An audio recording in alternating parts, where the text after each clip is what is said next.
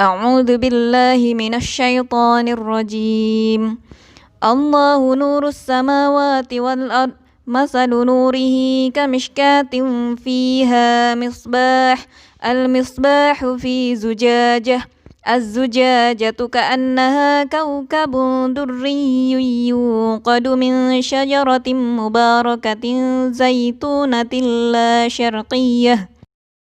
لا شرقية ولا غربية يكاد زيتها يضيء ولو لم تمسسه نور على نور يهدي الله لنوره من يشاء ويضرب الله الأمثال للناس والله بكل شيء عليم.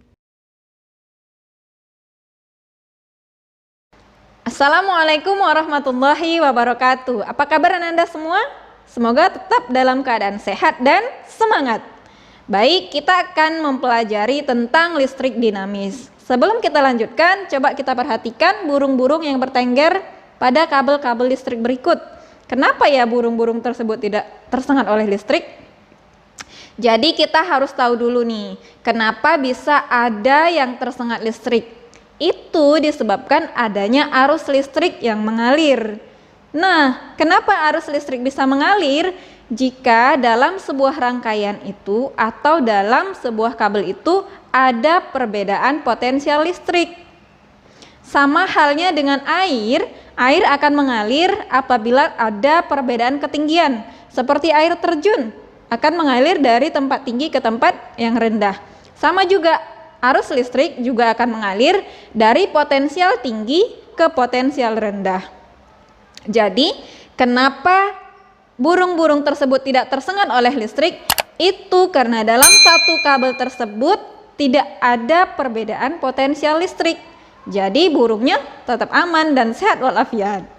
Nah, beda halnya, beda cerita jika kabelnya putus misalkan seperti ini, maka burungnya akan tersengat oleh listrik. Arah arus listrik dalam sebuah rangkaian itu berbeda dengan arah pergerakan elektron.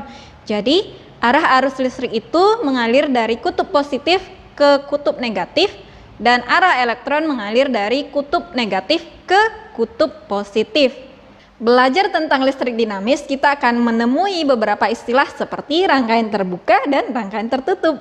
Nah, apa bedanya? Rangkaian tertutup seperti ini, lampu menyala. Kenapa lampunya bisa menyala? Karena ada arus yang mengalir pada rangkaian listrik berikut. Rangkaian terbuka, lampunya mati. Kenapa? Karena tidak ada arus yang mengalir pada rangkaian berikut. Jadi sekarang sudah paham kan kenapa lampu ini bisa menyala?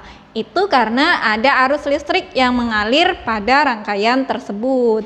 Jadi kuat arus listrik itu adalah banyaknya muatan listrik yang mengalir dalam sebuah penampang kawat dalam setiap sekon. Kalau misalkan kita masukkan ke dalam rumus seperti ini, I sama dengan Q per T.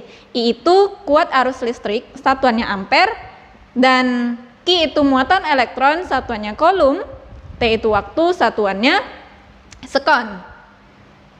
Jadi 1 ampere sama dengan 1 coulomb per sekon. Masih ingat 1 elektron itu berapa coulomb?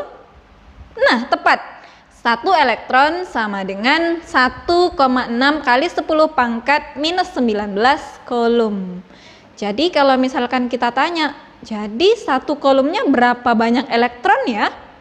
Nah, ini bisa kita analogikan seperti ini. 1 ember sama dengan 2 liter. Jadi 1 liter berapa ember? 1 per 2 ember, setengah ember ya kan? Jadi banyaknya elektron dalam 1 coulomb adalah 1 dibagi 1,6 kali 10 pangkat minus 19 coulomb. Hasilnya 6,25 kali 10 pangkat 18 elektron. Nah, sekarang kita sudah tahu nih apa itu kuat arus listrik. Berikutnya kita bahas tegangan listrik. Tegangan listrik ini adalah beda potensial listrik antara dua titik dalam satu rangkaian. Alat untuk mengukur tegangan listrik kita namakan voltmeter dan alat untuk mengukur kuat arus listrik adalah ampermeter. Sekarang kita perhatikan sebuah contoh soal. Hitunglah kuat arus listrik yang mengalir pada kawat penghantar jika muatan listrik sebesar 3.600 coulomb mengalir selama 30 menit. Jadi, karena satuan yang digunakan di sini masih menggunakan menit, kita harus rubah dulu 30 menit menjadi sekon. Jadinya 30 dikali 60 sama dengan 1.800 sekon. Jadi, kuat arus listrik sama dengan 3.600 dibagi 1.800 sama dengan 2 ampere. Sekarang kita perhatikan contoh soal yang kedua. Muatan listrik sebanyak 0,3 coulomb mengalir dalam sebuah penghantar selama 1 menit. Besar kuat arus yang mengalir pada penghantar tersebut adalah, kita gunakan rumus yang sama. I sama dengan Q per T.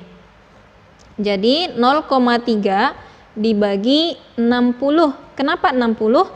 1 menitnya kita rubah menjadi detik, jadi 60. 0,3 dibagi 60 sama dengan 0,005, satuannya ampere, atau bisa kita buat 5 kali 10 pangkat minus 3 ampere, dan kita rubah ke miliampere, jadinya 5 miliampere. Cukup sekian hari ini. Assalamualaikum warahmatullahi wabarakatuh.